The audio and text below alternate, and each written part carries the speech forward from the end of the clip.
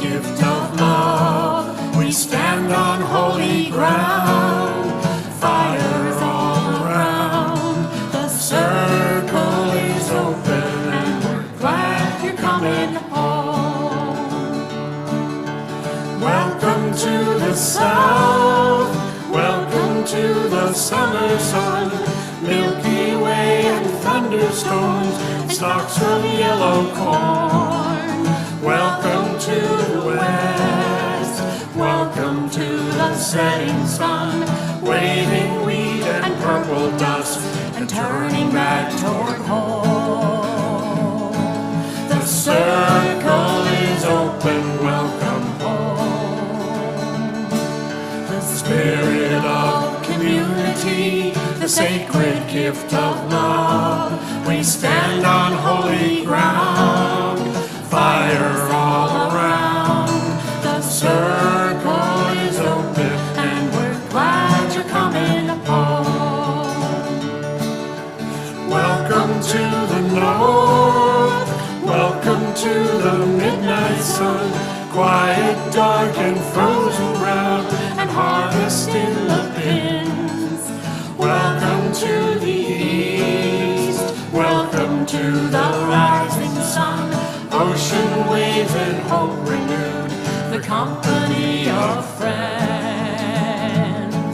The circle is open, welcome home. The spirit of community, the sacred gift of love. We stand on holy ground, fire all around. The circle is open and we're glad to see you home.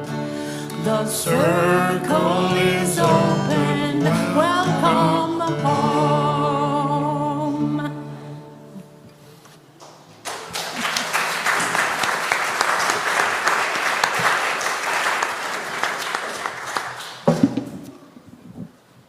Please rise in body or in spirit for our processional hymn, number 188 in your hymnals.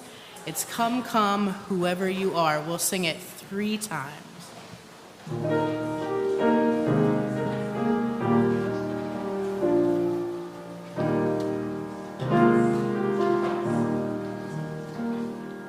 Come, come, whoever you are, wanderer, worshiper, lover of leaving, ours is no caravan of despair. Come yet again, come. Come, come, whoever you are, wanderer, worshiper, lover of leaving, ours is no caravan of despair. Come yet again, come. Come, come, whoever you are, wanderer, worshiper, lover of leaving, ours is no caravan of despair. Come yet again, come.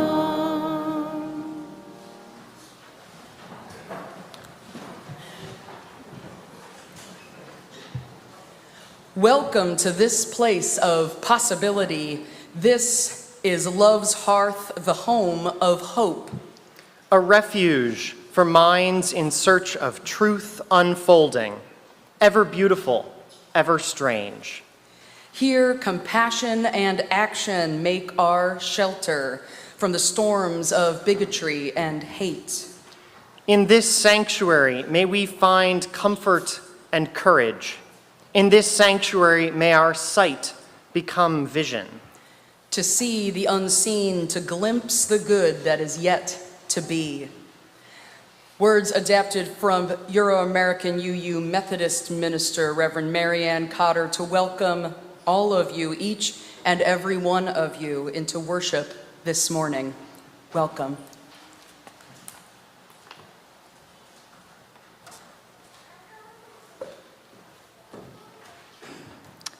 Good morning, everyone. Good morning. Welcome to First Parish in Needham, a Unitarian Universalist congregation of humanists, theists, atheists, agnostics, seekers, and interfaith families. My name is Sherry Sklarwitz. I use she, her pronouns, and I want to welcome returners and new people to the start of our new year together. You can learn more about all that's happening at First Parish by going to our website at uuneedham.org, or signing up for our weekly email newsletter, or by following us on social media. Our order of service is online too, at the QR code in your pews and on the website, uuneedham.updates.church. Please speak with our ushers, greeters, and Zoom hosts if you have any questions or accessibility needs. At First Parish, we covenant to live out our shared values of the inherent worth and dignity of every person, respecting the earth, and co-creating beloved community. Whoever you are, whoever you love, whatever your background or identity, whatever your age or stage, whether you walked or rolled in, and wherever you're participating from, you are welcome here. I've been coming to First Parish for about 10 years with my family. I also serve on the parish committee, and I was recently a part of our search committee for our new Director of Religious Education. And so I am very excited to give a warm welcome to John Newhall.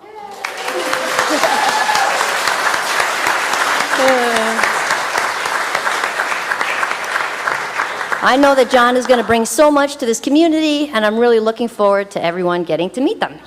Also, I want to give a thank you to Catherine Calzada and all the other members of the search committee for this process. Welcome again to everyone here in the building and online. We are so glad that you are all here.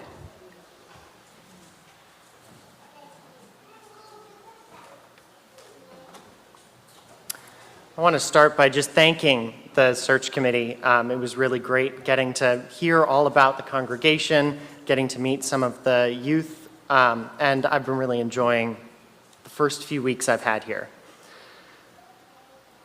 As we light our chalice, the symbol of our Unitarian Universalist faith, we read the words from Euro-American UU minister, Reverend Elizabeth Lerner McClay. As drops of rain that find each other and build to become a track, a rivulet, a stream, a river, a sea, so are we drawn together. So are we fortunate to find each other. So are we bound together on this shared passage toward an unknown ocean and eternity. As vice moderator of the Unitarian Universalist Association Board of Trustees, our national association, I'm also happy to introduce an ingathering message from my friend and our UUA president, Reverend Dr. Sophia Betancourt.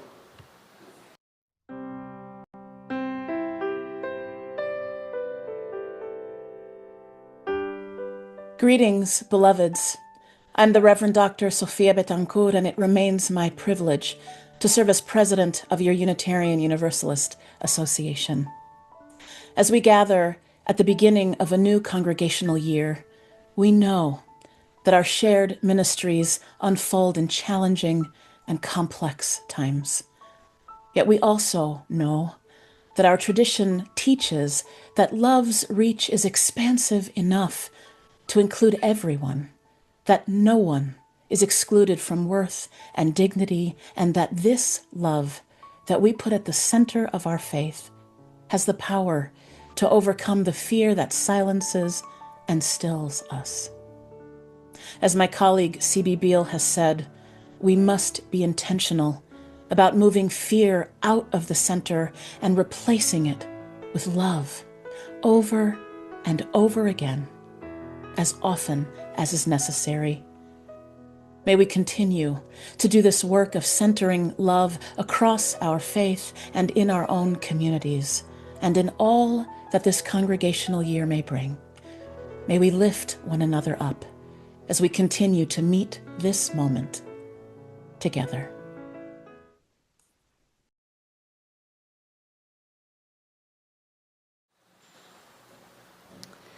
In the Unitarian Universalist tradition, The covenant is a set of promises the membership of a congregation strives to honor with one another and out in the world. Whether we participate in our community online or in the building, we strive to live these promises every day.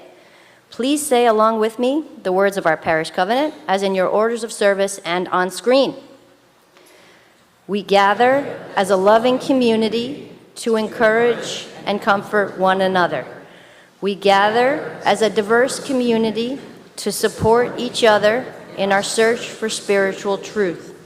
We gather as a service community to live our beliefs through action and care for our world.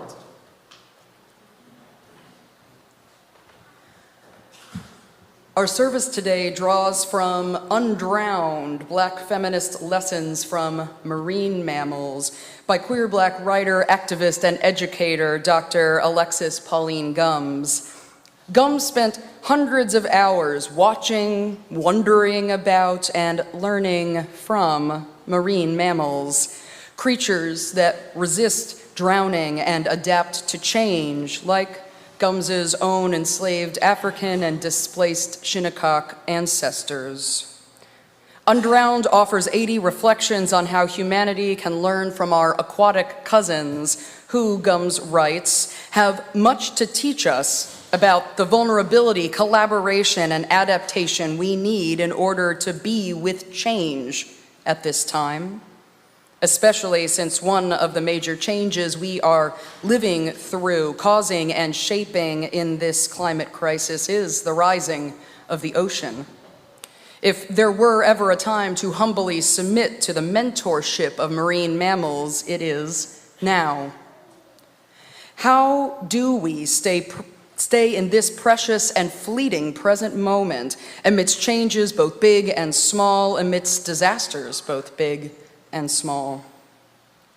Gumbs writes, presence in a shifting context takes practice. Marine mammals live in water, a substance that perpetually moves and moves them, moves us when it moves. So I offer you this meditation practice. Listen to a sound recording of a marine mammal or watch a video of them. Listening to the marine mammal recording, count your breaths. 1 inhale and 1 exhale equals 1 breath. Count each one. And if you lose count, start back at 1. Reflect on what you notice about the animals and about yourself. Gumbs recommends taking at least 5 minutes for this practice, and we're going to do 1 minute now. So I encourage you to try this meditation again soon with a longer recording of whale song. And I invite you to become comfortable yet alert wherever your body is right now, to grab a fidget or find space to wiggle if that helps you concentrate your mind, and to close your eyes or soften your gaze. I invite you to take purposeful breaths in and out. And when you hear the humpback whale song begin, count your breaths and pay attention to what you notice.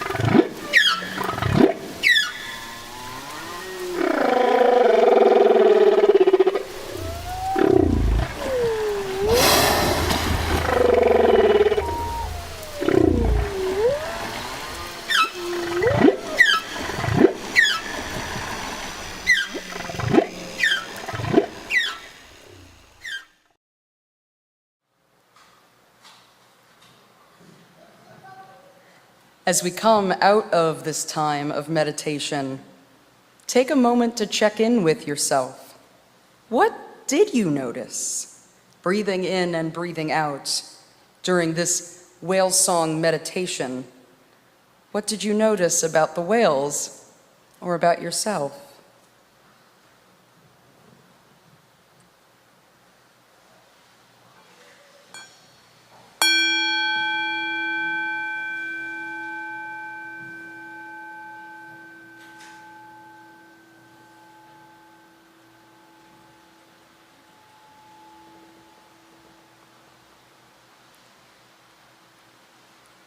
May we remain present and humble as we face personal and collective challenges and sorrows. Amen. Our meditative response as Tranquil Streams was written by Euro-American Unitarian minister Reverend Marion Franklin Ham back in 1933 to celebrate the growing closeness between the Universalist and Unitarian denominations. I invite you, please, to remain seated and join in singing As Tranquil Streams. The lyrics are in your orders of service, on screen, and at number 145 in your gray hymnals.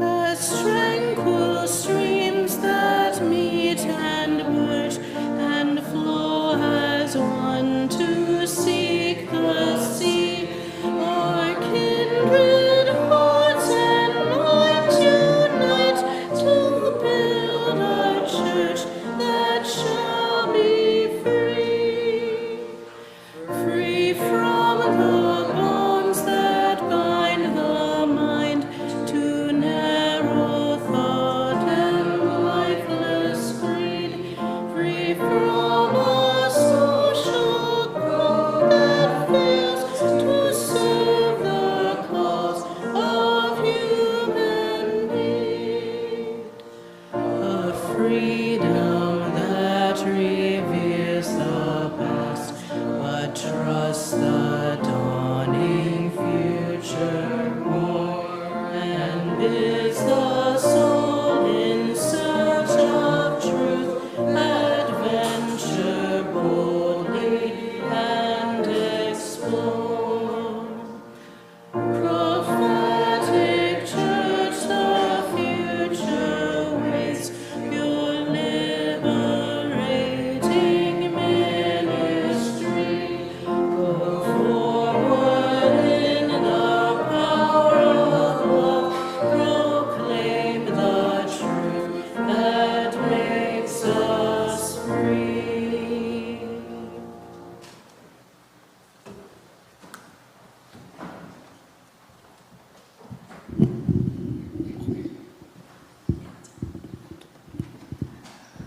Hi, everyone. Hi, John. This would be a great time if any kids who want to come up so they can see some things inside this backpack a little better are welcome to come up and hang out right here.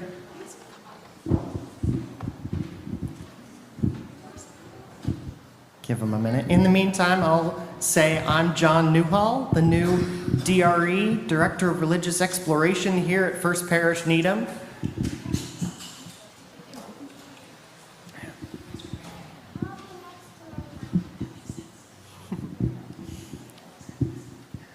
Hi, everybody.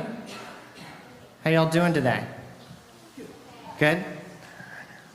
I've got this backpack here that it's got some stuff about me in it. And we're going to go through. I'm going to pull things out. Let's see if you can guess what they are and why I might have them in my backpack. Let's see what comes out first. Oh. What? Who's this? Me? Oh gosh, I wish it was me. I wish it was me. Sirius Black, that's a good guess. Looks a lot like Sirius Black. You have one more guess? A dinosaur. I like that guess too. This is oh yeah. A slug.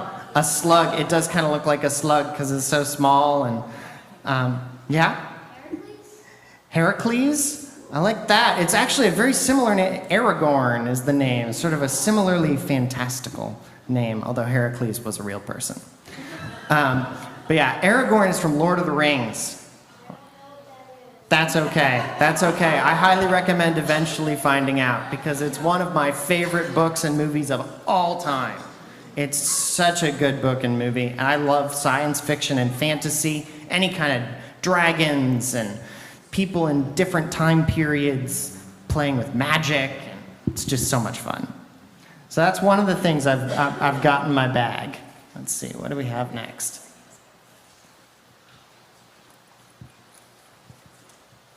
Oh, what's that?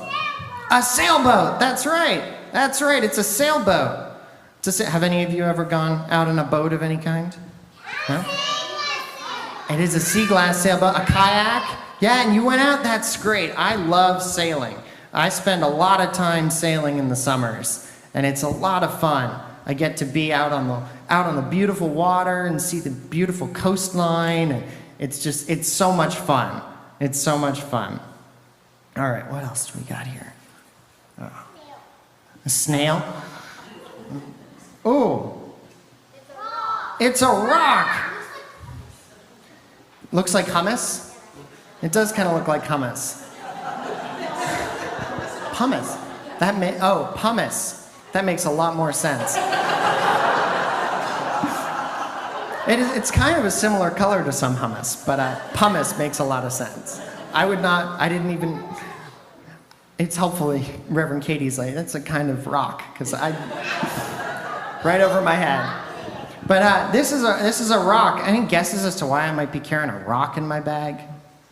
Yeah? You like rocks? I like rocks. That's a very good guess. That is not why I'm carrying it in the bag, but that is a very good guess. Yeah?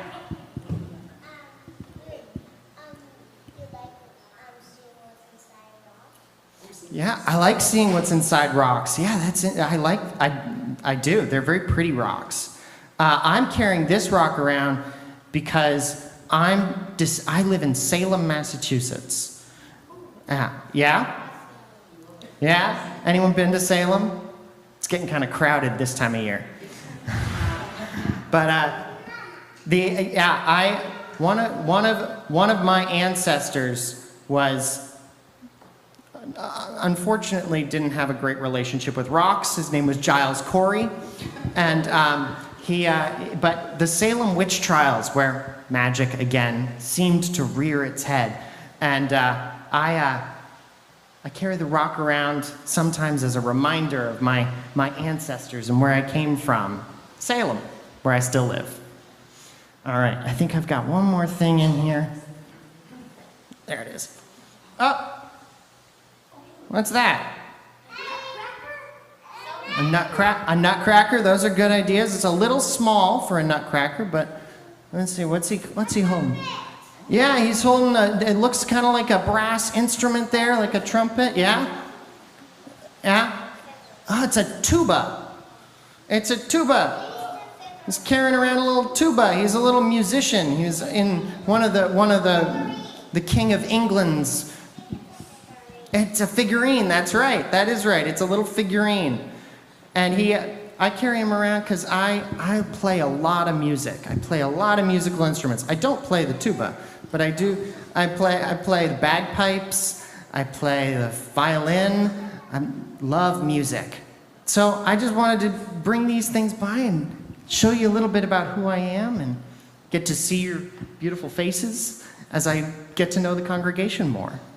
And now, we're going to get back to our seats and keep moving through the worship service. Yeah. Oh, we're going to find out about the water soon. Yeah. Very soon.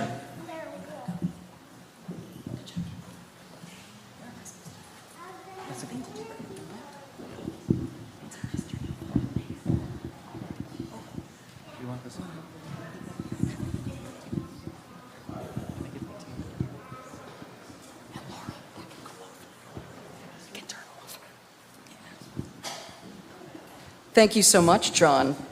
So all of you now know that was like a good set of tips for social hour today, wasn't it? You're like, hey, John, I also like sailing and figurines. Okay, now you all know.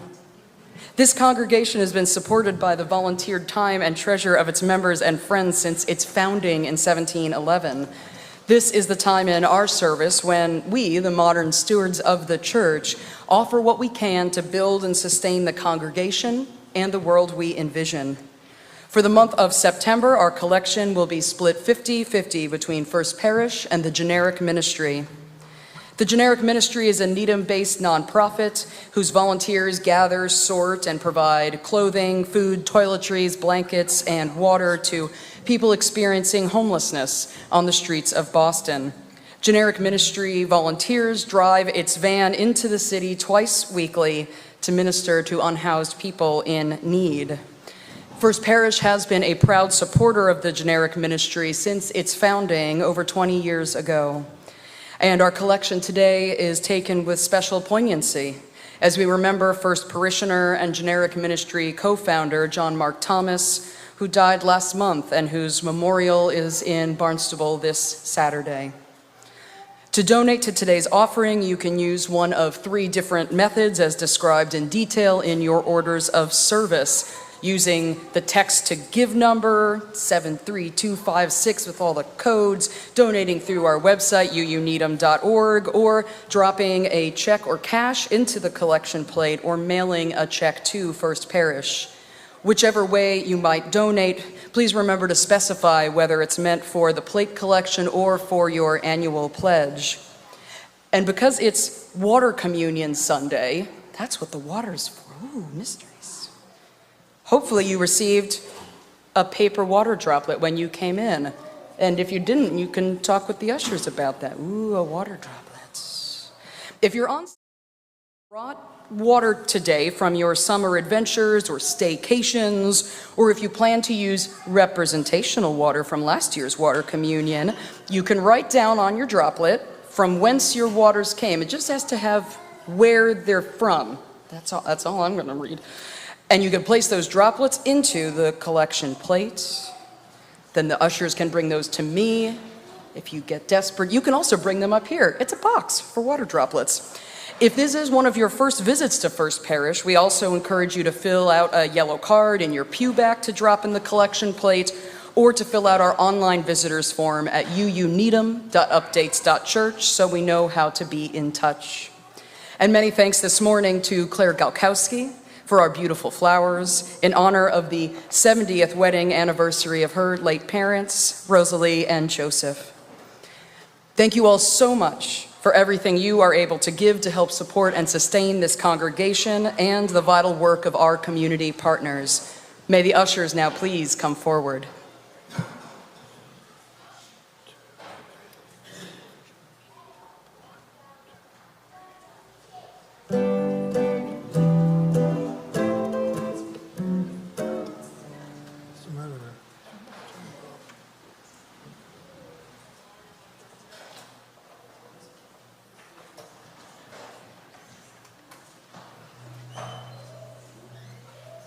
Is it working? Okay. Okay. 1, 2, 3.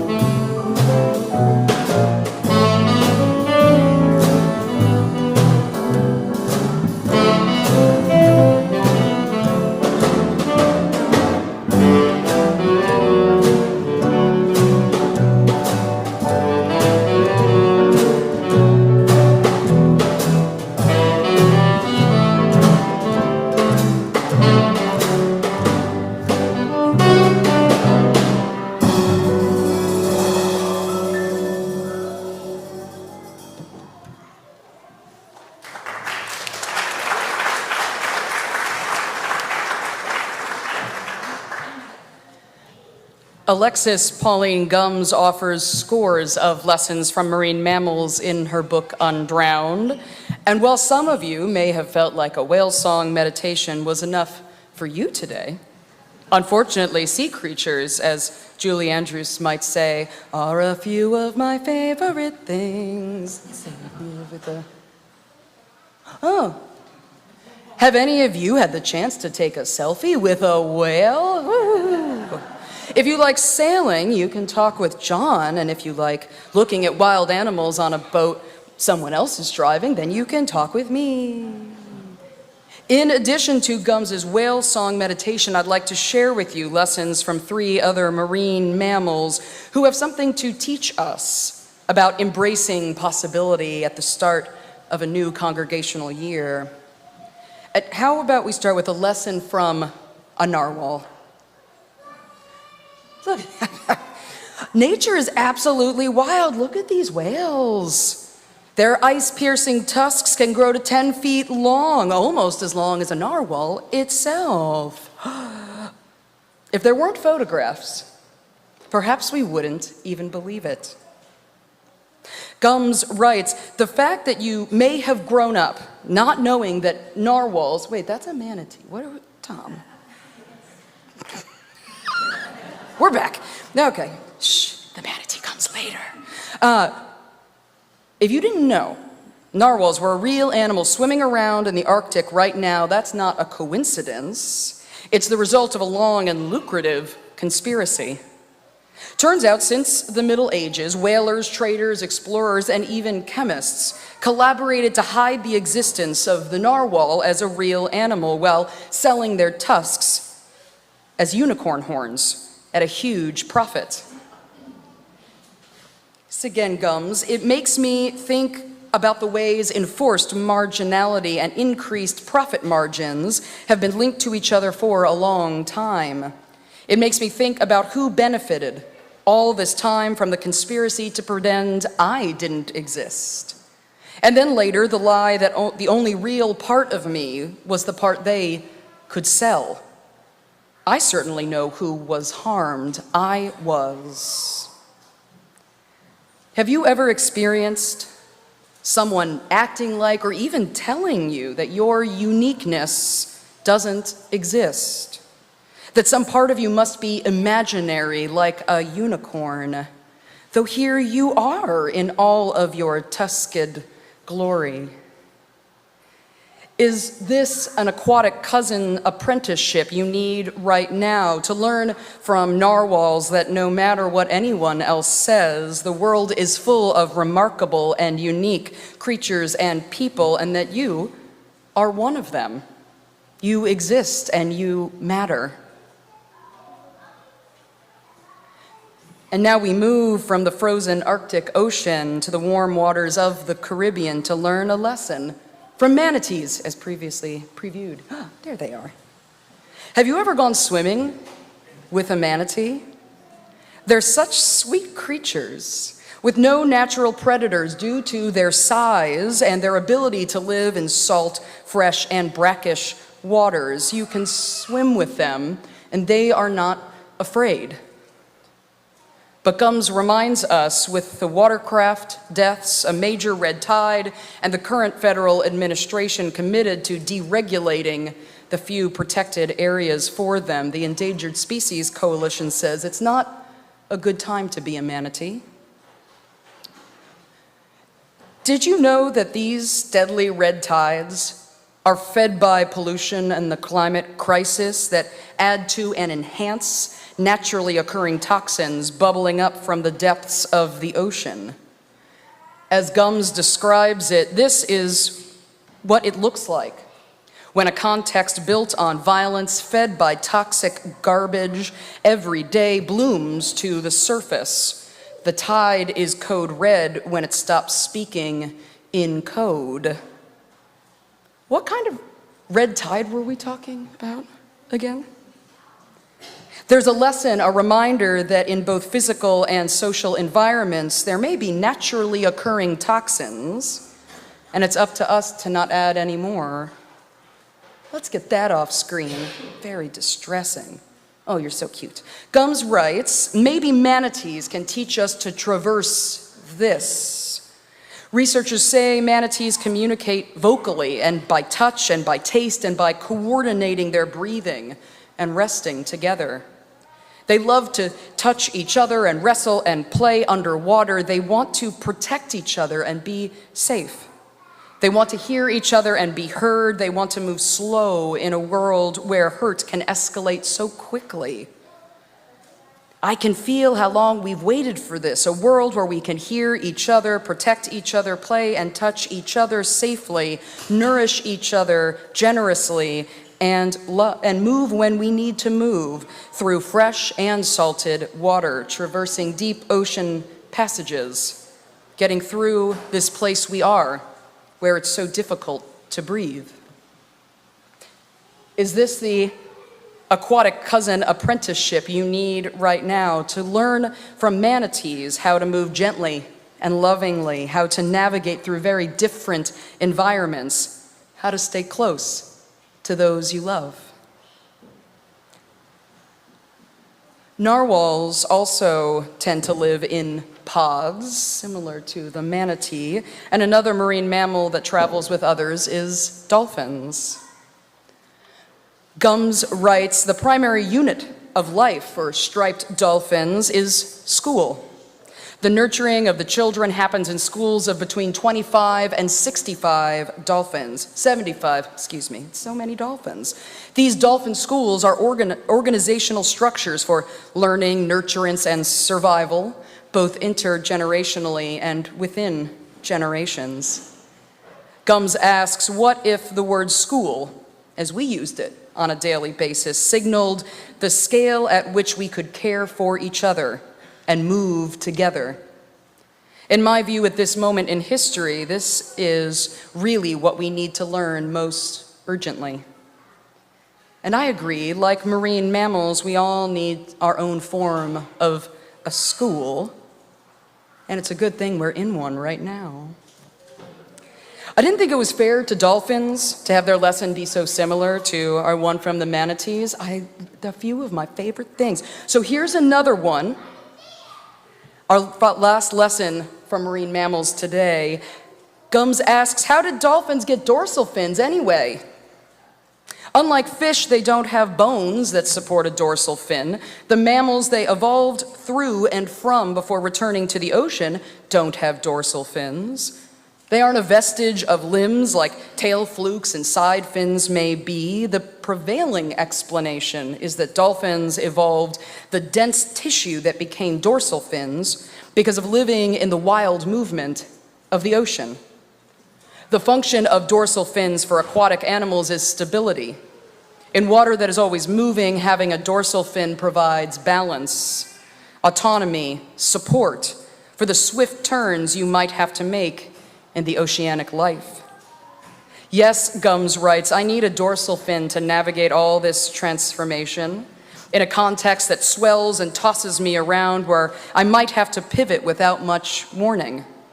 What are the evolutionary practices that stabilize me and allow me to cut a path through? Is this the aquatic cousin apprenticeship you need? To consider what dorsal stabilizing practices you have or may need to cultivate for the waters moving around you now. Do you need to prioritize balance and empowerment against these waves? So what do you think? Will you take up an apprenticeship with the unbelievably unique and undeniably real narwhals? Or with the gentle and adaptable manatees, or the strong and stable dolphins? We are about to participate in our annual water communion, and if you're here in the building, I also invite you to visit the little table in front of the lectern, which has bowls of stickers of, let's see, dolphins, ooh, and manatees, and narwhals. You can take one of these home as a reminder of what lesson you want to offer more attention to, which marine mammal practices you hope to cultivate. You can take just one or one of each. Whichever you choose, remember that your pod, your school, your congregation is with you, swimming together, with deep gratitude for our interdependent web of life, teaching us new ways to navigate today's waters and to grow with, or in spite of, all the waves around us. Blessed be, and amen. Near the end of summer all across the country, Unitarian Universalist congregations celebrate the ritual we call the water communion. This ceremony is just 40 years young, but it has profound meaning and history.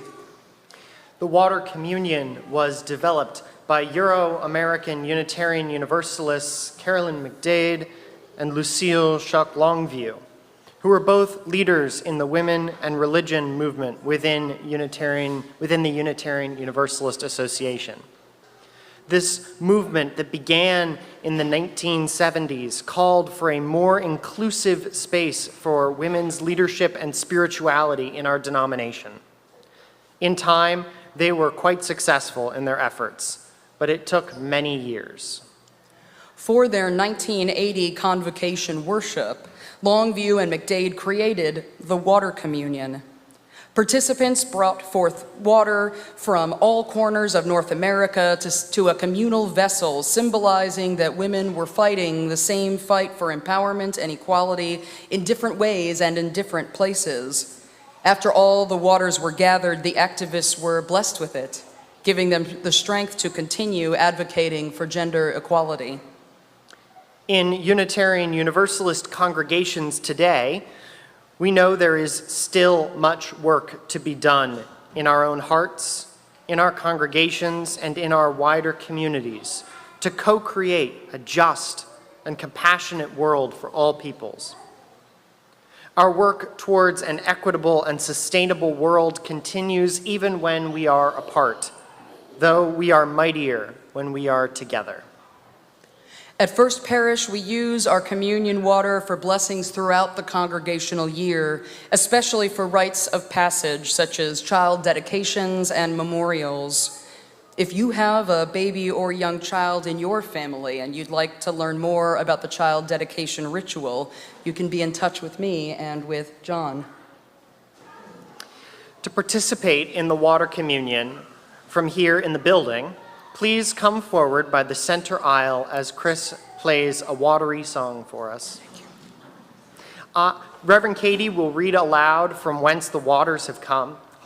And if you didn't put your droplet into the offering plate, please bring it up to Reverend Katie at the pulpit now.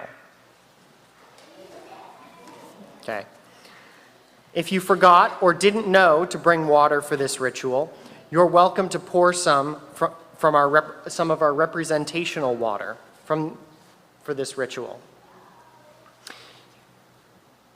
From water communions in years past, this water symbolizes First Parish's community. After you've poured in your water, you may return to your seats via the side aisles.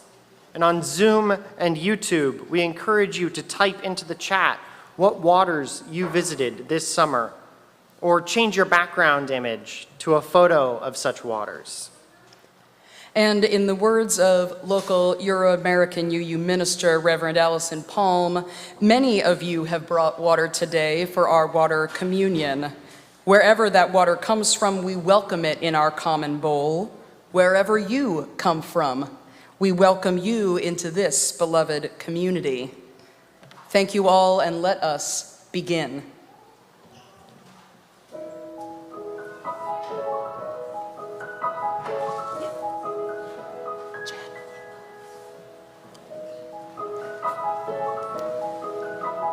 Long Pond in Harwich, home, East Falmouth, Cape Cod, Sulawesi, Indonesia, Acadia National Park in Maine, Chickering Pond, Rocky Woods in Medfield, the Connecticut River, Narragansett Bay, the Laurel River of North Carolina, Dolly Cop Campground in the White Mountains of New Hampshire, from Provincetown, where my family swam for 7 hours, Carson Beach, Glacier Bay in Alaska, rainwater from the skies of Westwood, Cape Cod, Virginia, Rhode Island, and New Hampshire, Sipican Harbor, LeCount Hollow Beach in Wellfleet, the national parks of Utah,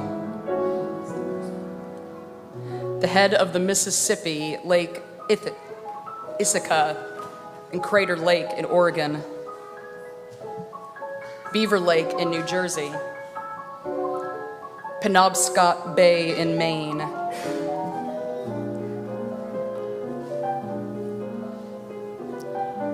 Crescent Harbor, Crescent City, California, Silver Falls State Park in Oregon, home, Needham, the North Sea, Lake McDonald in Glacier National Park, the Ipswich River, Chatham and Cape Cod, Wilson Mountain Pond, where a puppy learned to swim this summer, Chatham, Cape Cod, Beaver Lake, New Jersey, Needham, Roanoke, Virginia, Zelein Pleso in Slovakia, the Essex River, the Atlantic Ocean, the Maine coast, York, England, the Seine, Paris, the Thames, London, Crane Beach,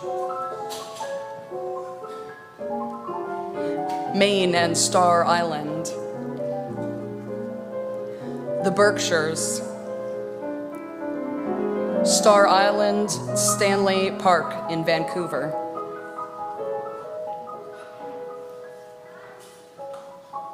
Rosemary Pool and Poppensett Beach on the Cape,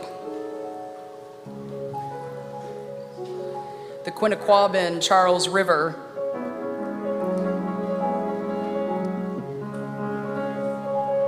water from my paddling pool where I played this summer with my brother, Acadia National Park,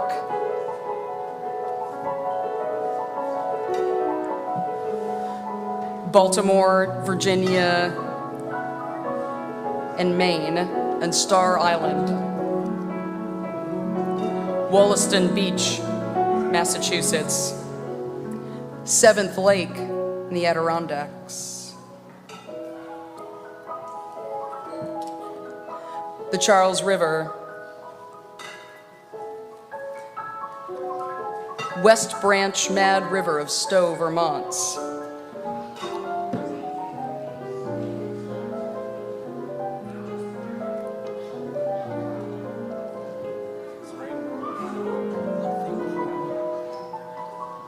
more rainwater from home,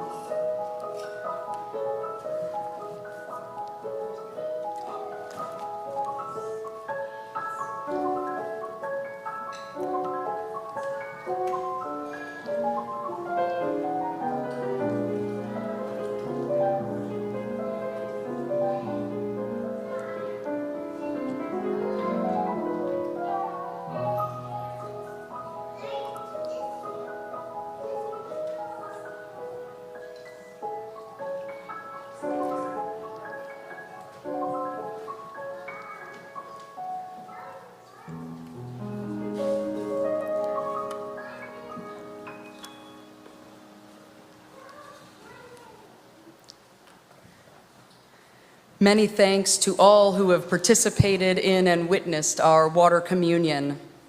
For those of you who have returned from a summer away, welcome home. For those of you who have kept First Parish vibrant since June, thank you for welcoming back your truant companions and staff team. With our great love and commitment to this congregation, you're invited now to join in a spirit of prayer as we bless this vessel of water and devote it to dedicating new children and other rituals in our faith community. We offer these words adapted from modern genderqueer Muslim UU minister, Reverend Ranwa Hamami. This water is sacred.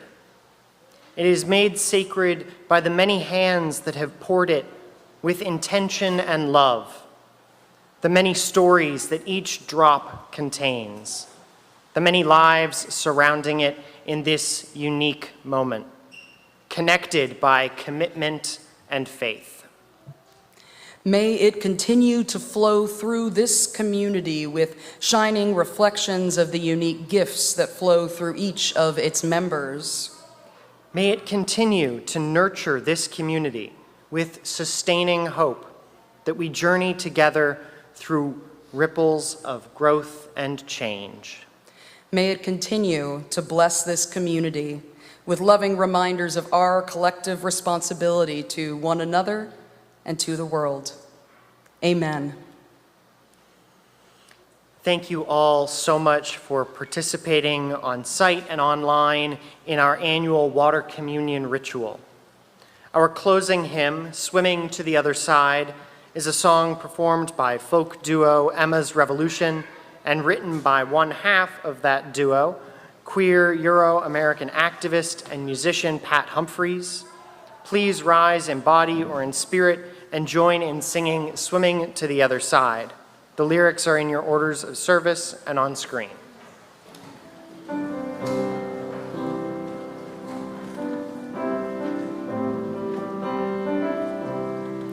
We are living near the great big dipper. We are washed by the very same rain. We are swimming in the stream together, some in power and some in pain. We can worship this ground we walk on, cherishing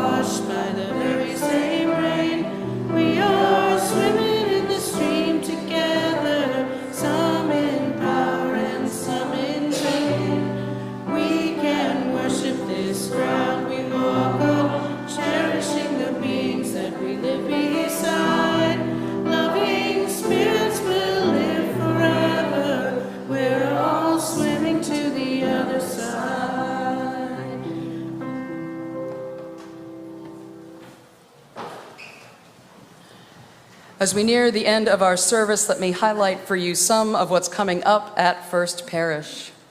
Just after the postlude, we'll be following instructions from Ed Quinlan for our annual congregational photograph. Here in the sanctuary, right? Just like turn around.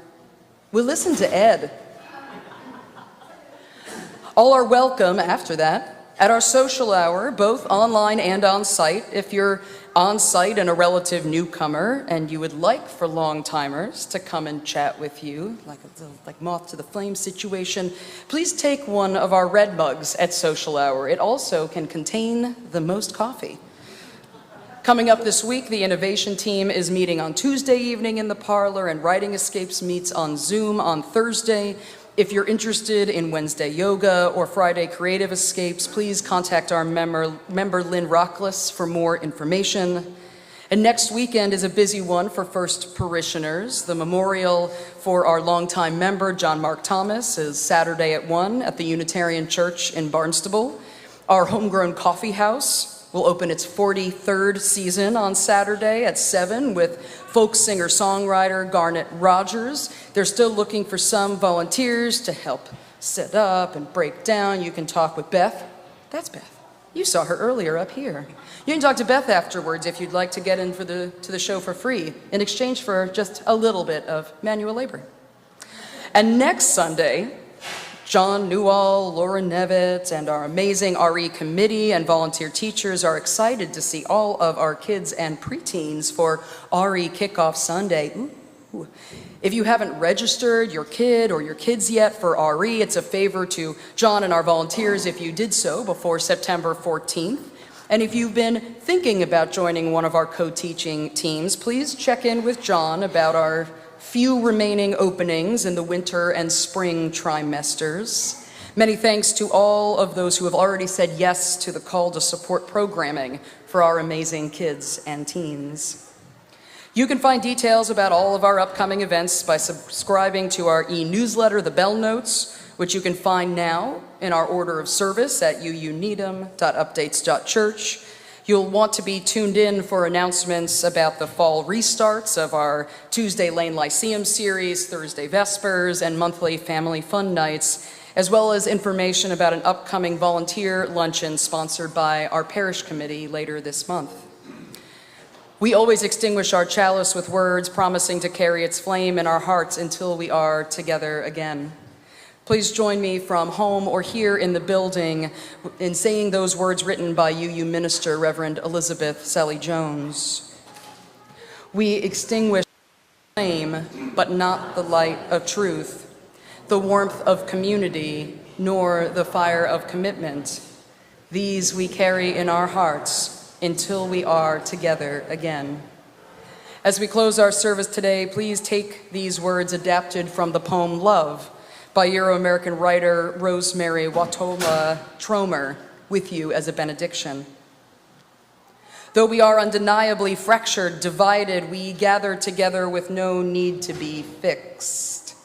We gather together the way one river meets another river, not joining out of thirst, but because there is so much power and beauty in giving oneself to another, in moving through the world together. Our service begins when our service ends. Blessed be, and amen.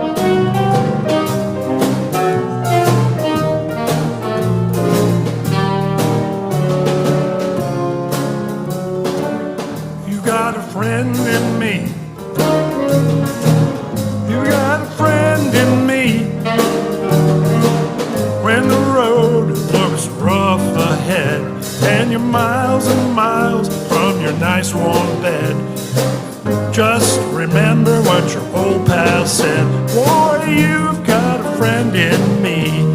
Yeah, you've got a friend in me.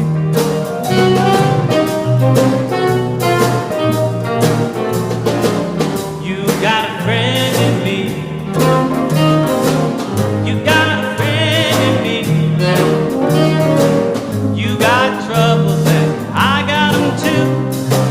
There isn't anything I wouldn't do for you. If we stick together, we can see it through. 'Cause you got a friend in me. Yeah, you got a friend in me. Some other folks might be a little bit smarter than I am, Bigger and stronger too, baby. but none of them will ever love you the way I do. Just me and you. And as the years go by, Our friendship will never die. you're gonna see it's our destiny. Yeah, you've got a friend in